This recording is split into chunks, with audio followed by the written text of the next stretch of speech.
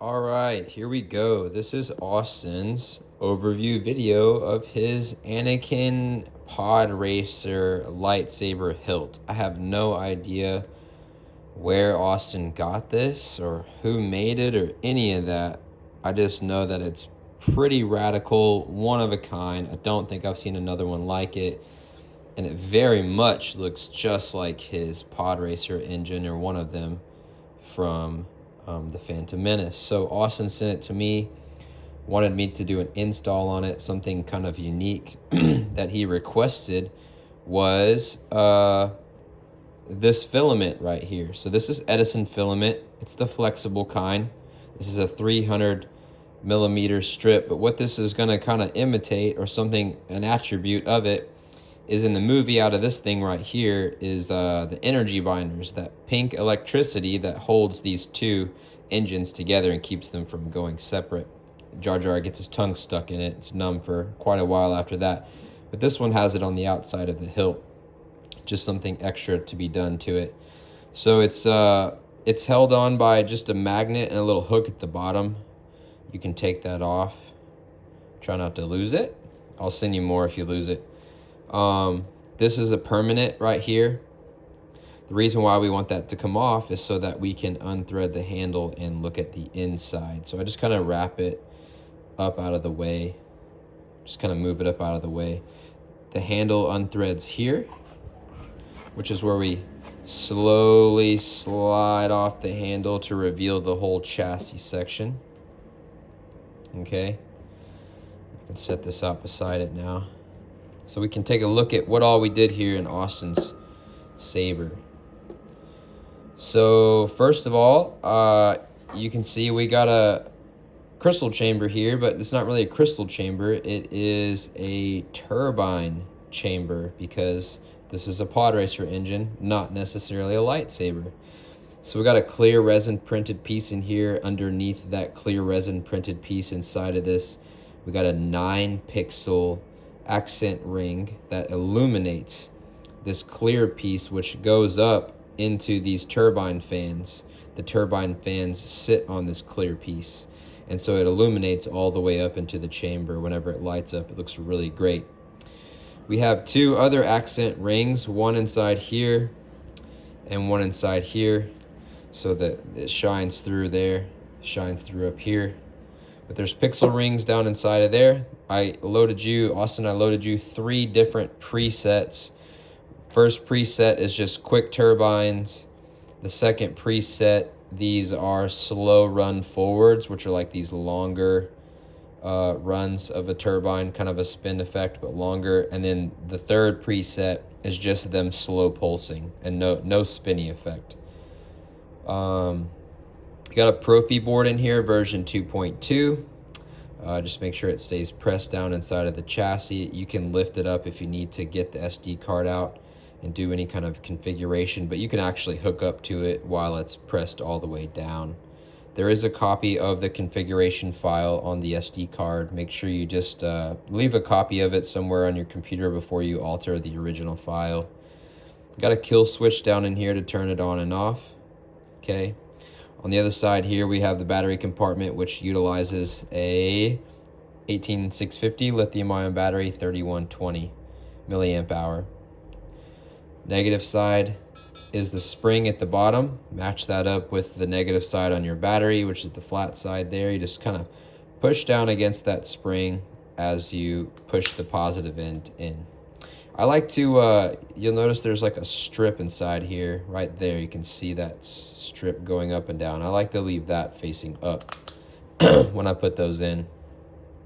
There's a resin printed chassis, which I painted with some pewter rub and buff and then weathered it up with just some black paint. And just tried to match kind of the outside of the hilt a little bit. Got some designs on there which were inspired from Anakin's Pod Racer engine around the top there too. And then we got a 28 millimeter 3 watt 4 ohm black premium speaker there on the bottom. Sounds amazing. And then I'll go up top to the blade plug. So Austin sent me a blade plug that he designed, and he just wanted me to put some blade material on that. So this is actually his spare, which, by the way, Austin, I'm crappy and I dropped it. I did drop it one time. It didn't crack or break anything. It looked like it impacted right where that little spot is. So I know you may have to do some repainting on that little spot. But other than that, this is your spare blade plug. But Austin requested a spinny blade plug. So here's your spinny one, which I also painted to try to color match it, and same size and all that too. But this one has a stock PCB on the bottom, has a stock pixel ring on the inside, so it's illuminated, and it has a little micro motor inside there that spins this inner piece here. So because it utilizes the power from the pins that would go to the main blade, and there's a timer set on those, 3 minutes, when all these LED lights will kick off once the saber has been idle. It's an idle timer, but this will continue to spin for those 3 minutes, or you can just remove it, but it'll quit spinning after that. But this always spins because it always has power. There's not really a way around that. But anyway, that's the spinny blade plug. Whenever you put it in, you want to, push down. I'll show you here. Whenever you put it in, take care to push down on these edges, on the lip here. Hold against those spring-loaded pins, tighten down that thumb screw, and that will hold it in place. I'll show you here in a minute when it turns on. It's a little wonky. It's a little wobbly and weird. It's actually my first spinny blade plug. So I might modify like a second one if I do another one ever again later and figure out how to make it not as wonky. But basically the reason why it's like that is because the top of the micro motors, I'll show you here if I can find one. The tops of the micro motors are not like super stable. And that's kind of what the whole spinny piece is sitting on. These are just kind of wiggly. This isn't even the one that's in there. It's a different one that's in there, and it's even more wiggly. But that's just kind of part of it. But it works. It does fine. Put all this back. All right, so also, Austin, I probably should have said this at the beginning. I don't know if you noticed, whenever you're handling the saber, when the handle is off of it, handle it by the upper portion here. Don't hold it by the chassis. It's just susceptible to breaking if you hold it this way versus this way. But always treat it gently, or treat it like it's, or handle it gently and treat it like it's valuable. But yeah, we got the resin printed chassis here. I didn't mention this earlier, but the turbine chamber is brass and also weathered. We got a few aluminum pipes here on the back for wires that go from down here to up here and back. Those are also weathered. So everything's weathered there. It's brass. There's the way that this is mounted, so there's more 3D printed parts up in here that this mounts to, and the way that it's mounted in there is the 2 screws on the side, these 2 hold it in, and then these 2 on the front and back on the bottom row of screws. So there's 4, 1, 2, 3, 4 that hold the chassis mounted up into the upper part of the hilt up there. Austin, I also am including, you said you didn't have the bit for these screws. I have it. I have a couple sets of these different kinds of bits. So I will include it. If you want to ever take those on or put them off, I'll include this. All you need is a little screwdriver. So I got a few different ones here. Just let me know if you don't have one, and I'll just toss one in. But these are like little screwdrivers that hold little bits. So this is the bit you need for these. So I'll include that. I'll include your extra rubber rings there, which I didn't really use for anything. You also have a set of printed instructions for your Profi board, running the latest operating system using FET263's buttons, his prop file for his 1-button controls. So how to control it is all in here. The 1 button So if this were the top side where the hood scoop is, I call it a hood scoop right there. If that's the top, your button's kind of on the back side a little bit. It's right here. Inside there is a tactile switch. You can hear it clicking. That's your single switch for operation. And that's how it works. So I'm gonna kick it on. So immediately you may notice the blade plug is doing its spinny thing. So there that is spinning. Like I said, it always spins. As long as the saber has power and these LEDs are on, this will be spinning. But you can remove it if you want. Just loosen up that, take it out. And I'm just gonna put in the dummy one for now. So, oh yeah, in your emitter there, let me turn this off. In your emitter, you have a stock version 3 NPXL connector, 16 LEDs independently wired. They have their own blade style too. You'll see that in the config file. So we'll put the spare one in here. Tighten it down. So that stock one illuminates this one, doesn't spin. So I'll kick this on. So we can see that that's illuminated beautifully. Shines out of there. You can see the pixel rings here. So this is the first preset where they're spinning around pretty quickly. The second preset, they do the run forward. It's a different type of kind of spinny effect. And then the third one, they just stay on solid and they pulse. Your crystal chamber, your turbine chamber, it always pulses.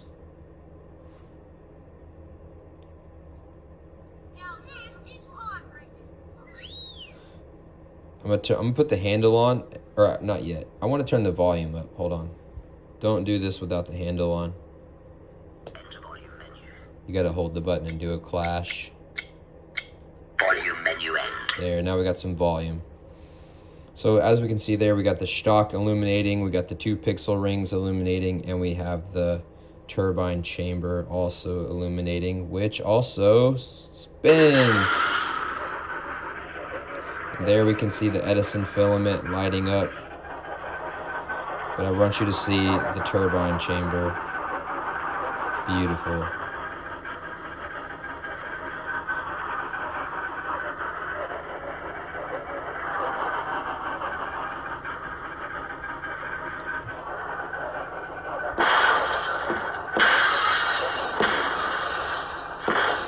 Couple clashes. Go home! Watch out, exhaust for brains! So the font here we have here is F1 by Kyberphonic. It's Anakin's Pod Racer sound font. Also, you notice the Edison filament light, just because it's so bright, I made it to where when the saber is not activated, it's just off. And then whenever you activate the saber, then it kicks on and it does audio flickering. Or maybe I did random flicker. But anyway, put your handle back on, just slowly slide it up and over. If it's catching, just push your battery in. Make sure you don't get your Edison filament in there. Thread it on. And then you'll stop it at the gold line right there. Yeah. So then the way this works with your Edison filament, this is the little piece with the magnet and the hook, just 3D printed with a magnet. So I added this piece here with a magnet, and I added this one here for the Edison filament to come out of. And then you just stick the magnet on there and you just kind of hook the wire into it. You can actually do it the reverse way too. You can just make sure you get it even. I just kind of use my thumbnail and just kind of push it up in the hook a little bit.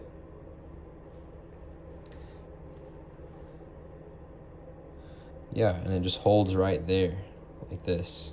So now we have that strip going down the side of the saber.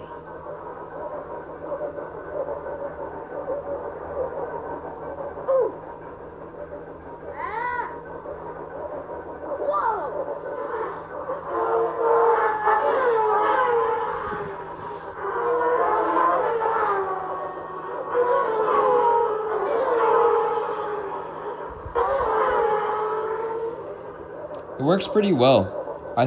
As long as you're holding it in the center, like you would a normal lightsaber, this magnet's pretty strong. It stays there pretty well.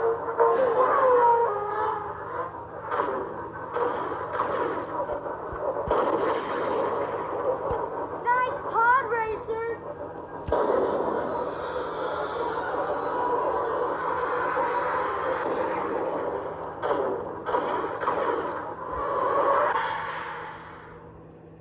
Now this is pod racing. Swap out and put in the other blade plug again.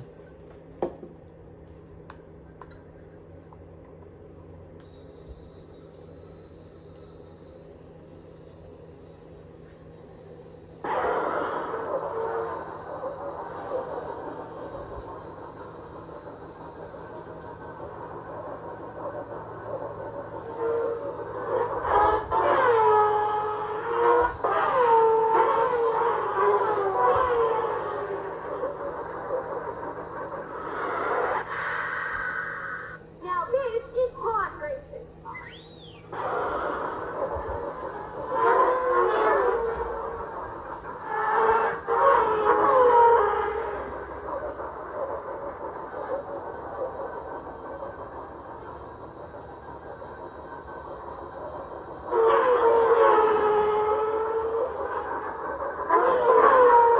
So right there, I grabbed it and it came undone.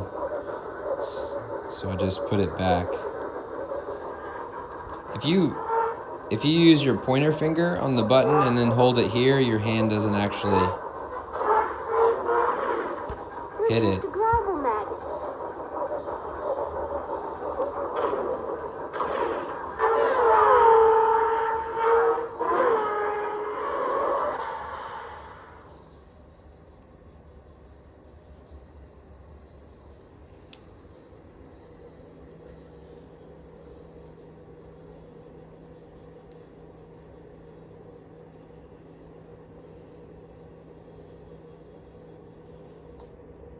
Well, that's pretty much the whole showcase.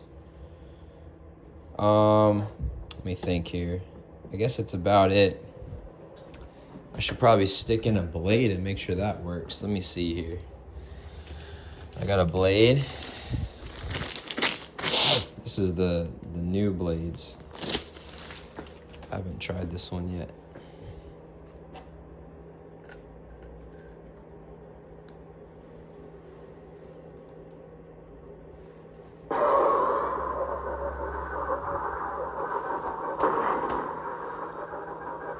How's the afterblast, pal?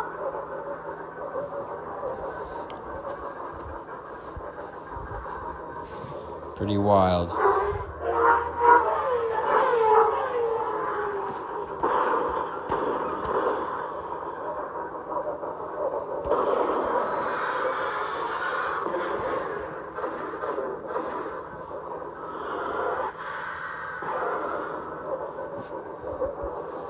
Definitely one of a kind.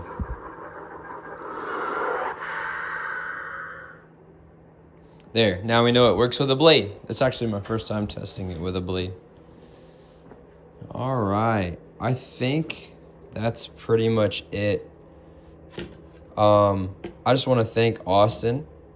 Austin, thank you for trusting me to finally do an install on another one of your sabers. I know I never got a chance to do that Obi-Wan saber, but I always wanted to make it up to you ever since, so hopefully you are satisfied with this and you like what I've done with it. My personal favorite part is definitely the turbine chamber. I've never made anything close to that cool in any other saber. So yeah, man, I hope it's a beautiful shelf queen for you. I hope you love showing it off to people. And yeah, man, this is some good stuff. But anyway, thank you for choosing me. May the force be with you, and I'll get this out in the mail to you ASAP.